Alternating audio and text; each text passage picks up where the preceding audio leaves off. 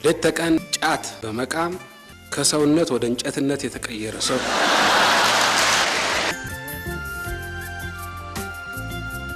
አንዳንዱ ወጣት ጫት መቃም ዘመናዊነት ስልጡንነት መስሎ ይታየው ይሆናል።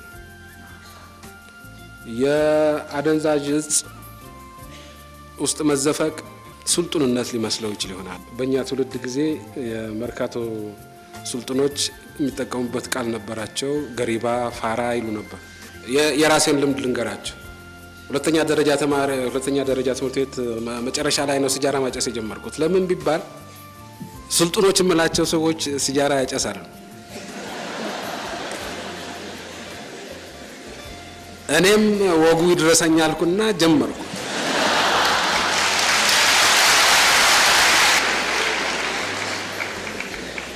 ነገር ግን አሁን በሰለጠኑት ሀገሮች ያለውን ሁኔታ ስታዩ ሲጃራ የሚያጨስ ነው እንጂ ፋራ የሚባለው ገሪባ የሚባለው ሲጃራ የማያጨስ አይደለም። አሁን በሰለጠኑት ሀገሮች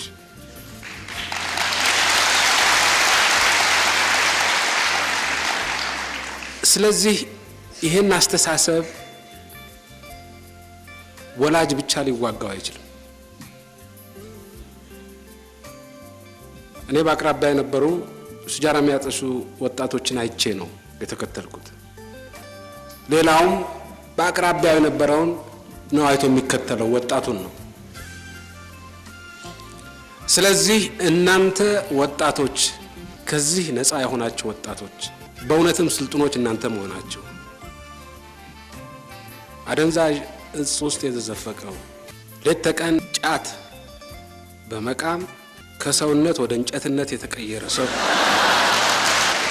ይሄ ስልጣኔ እንዳልሆነ ማሳየት መቻል አለባቸው። አንደኛ። ሁለተኛ በዚህ ችግር ውስጥ የገቡ ሰዎች ደግፋችሁ መክራችሁ ወደ ልማት መንገድ ማምራት መቻል አለባችሁ።